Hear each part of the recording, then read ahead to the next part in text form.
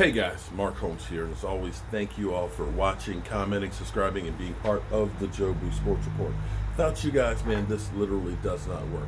Now, I'm not a big film breakdown guy. I don't do a whole lot of this stuff, but I just want to use this to bring my points across where we have problems with play calling and execution. You know, a lot of times, players just got to execute what is called, and coaches need to call what's going to work. Now understand, majority of the time when things work well, it's because the defense doesn't know it's coming. Okay? Surprise, the element of surprise, just like in the military, is huge, okay? If they think you're coming over here and you come over here, generally speaking, you're going to kick their ass, okay? But the Dallas Cowboys have done some really great things, okay? You can see the evolution of Dak Prescott getting better and better. You can see some of the things that we've done well. Other times we kind of revert back to what we were in the past. And one of the things we always did was, we're just going to run Zeke. You know, they always say Zeke's our best player. Okay, he may be the best player, which right now might be debatable.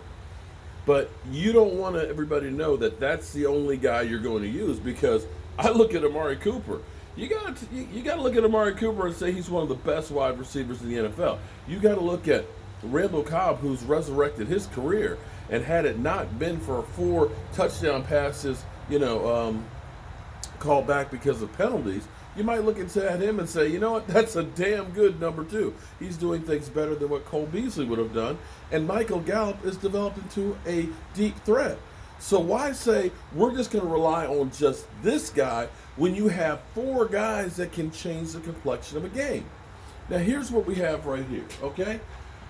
We just stopped Kirk freaking Cousins. Kirk Cousins' arm got hit, and it was debatable whether or not it was an interception or a fumble.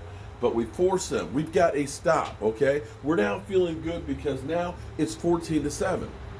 You know, you're getting back into this game. We started out poor, but now we're kind of turning things around. And here it is. We are now, let me see if I can move the camera up some here. And I know, this is low-techy. It's so low-tech, I know. But bear with me, okay? Bear with me. All right, so here we've got 2 wideouts, okay? Boom, single back. We've got 1, 2, 3, 4, 5, 6, 7 men in the box, okay? The box being between the linemen here, okay? So we got 7-man front. It's first down. And what do the Dallas Cowboys typically do on first down is they run the football with Zeke. And here we go. Boom. They get penetration. They know what's coming. We're selling out. We're going to stop the run. So you've got the ends holding their space, and you've got them coming in the middle, and you got the linebackers there. And what happens?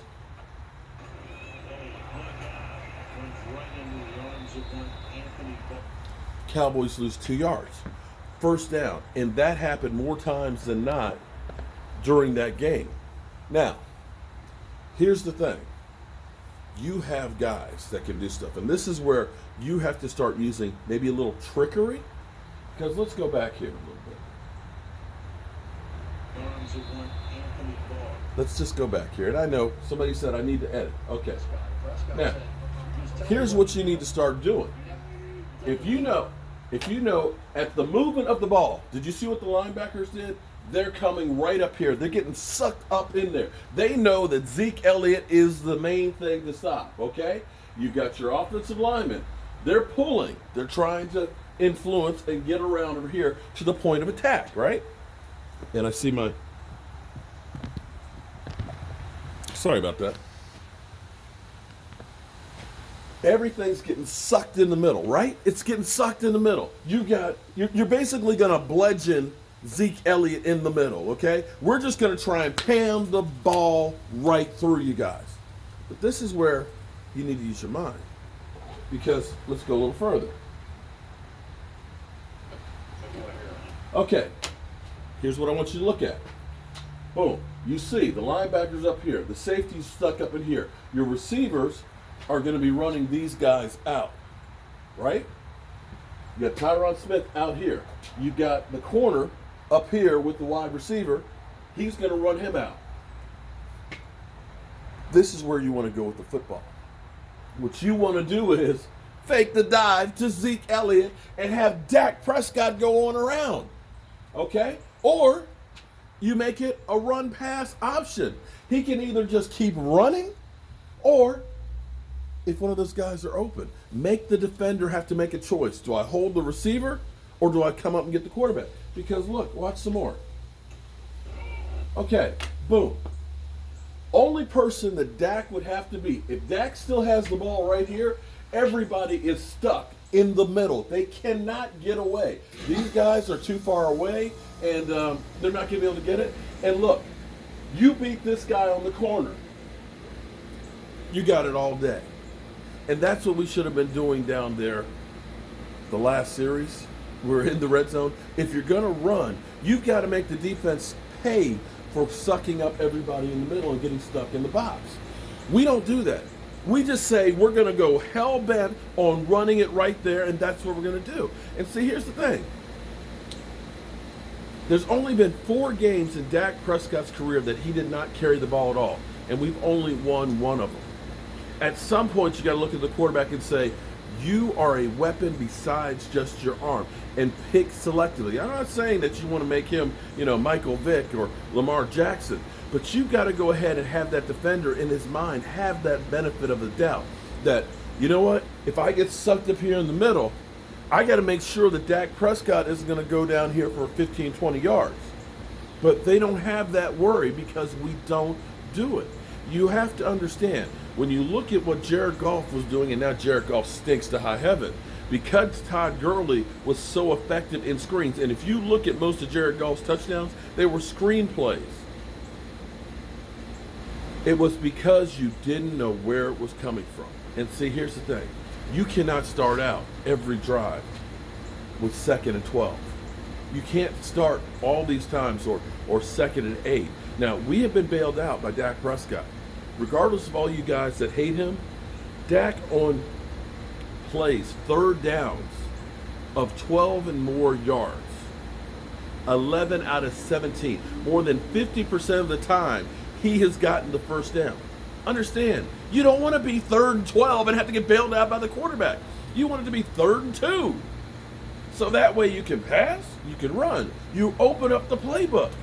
And this is the kind of things that the Dallas Cowboys have to do to open it up. And when I said that the Dallas Cowboys have to embrace that they are now really a passing team, it's not saying abandon the run.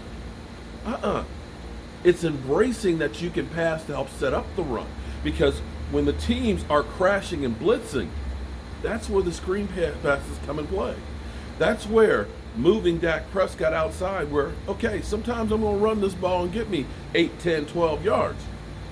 Because now the defense can't key on one particular thing. And you looked at that game, it was 1st down, more times than not. We're going to run the football. And it didn't matter if it was 5-man fronts, 6-man fronts, 7-man fronts. Hell, be honest, actually Zeke Elliott had most of his yardage. He actually averaged more yards per carry on 7-man fronts than anything else. But you have got to mix this stuff up. You cannot be so predictable. That's what killed us with Scott Linehan. And right now, every time we kind of go into that shell, the safe shell, oh, we're down in the red zone, let's just run Zeke Elliott, is when you lose. Stop being safe. Start taking chances. Right now, your quarterback has a hot hand, and he has weapons like, I don't know when we've had receivers like this.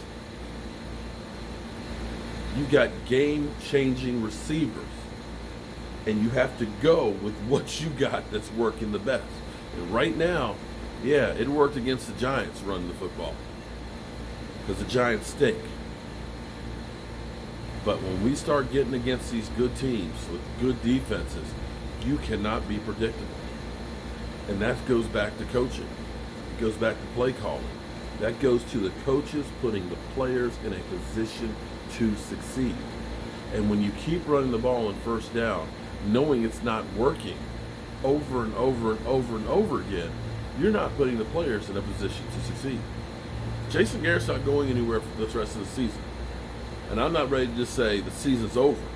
So we got to do the best we can with what we got.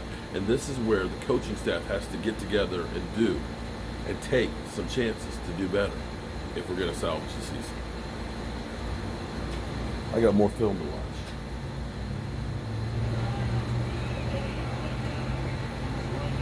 Freaking ridiculous.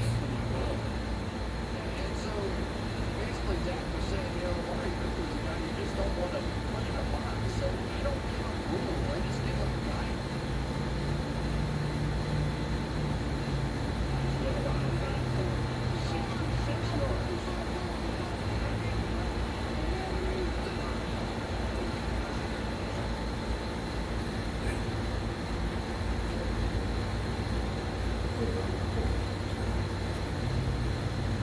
Look at this. Okay. This is where screenplays. You got them blitzing.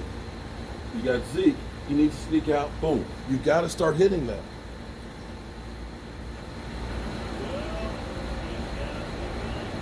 See, that's I'm just going to watch the whole game again.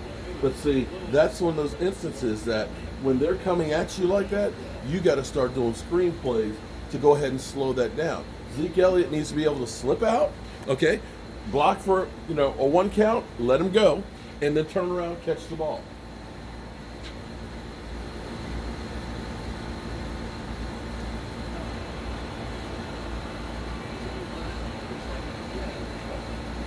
Blitz. Oh, okay. See, okay. All of you guys that keep talking about my freaking quarterback. Oh my God. See, listen. That was 3rd and 12. Did you see the blitz on there? Did you see the quarterback go ahead and step up into the pocket, escape, keep his eyes downfield, and find the receiver for the first down? Oh my God.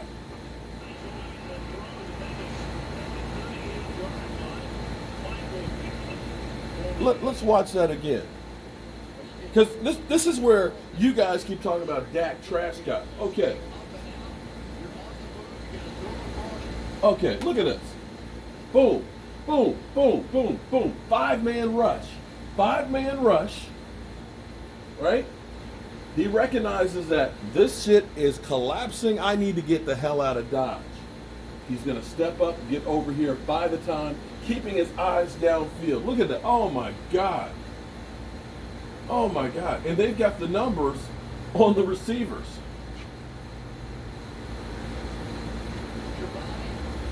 Boom. Dak getting out of here.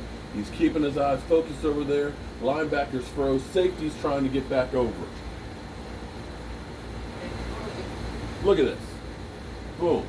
He's on the move. This guy, look at how everybody is crashing down on him. He's got 4 guys that are crashing on him.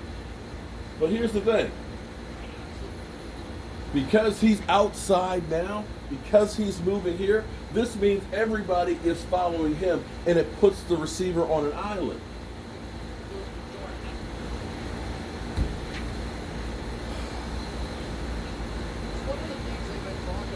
You don't want to be in 3rd and 13 on a regular. And he threw across his body with that arm. And here we go. That was one of his best runs of the night. So you can see, here's where you've got to call a better game plan. I'm going to keep on watching as I have time here and keep going through it. But there's so many things that the Cowboys can do that they can feast on, okay? When a team is selling out on the run like that, then you have to start using the screens as kind of like a long handoff to be able to get yourself some yardage and also to slow down that rush. When a team blitzes, you go where the blitzer came from because that's going to be an open area. And you have to move Dak around. Dak has great vision when he's on the move, and he's one of the best quarterbacks outside the pocket. You have to give the defense to have to make the choice of, do I try and stop the quarterback from running, or do I stick with the wide receiver? Either way, it's a no-win situation, and that's what the Cowboys must do to change this stuff up. It's not a matter of them not having the ability, it's having the will to try these things. So many opportunities that are wasted. I'm Mark Holmes. It's cold out here.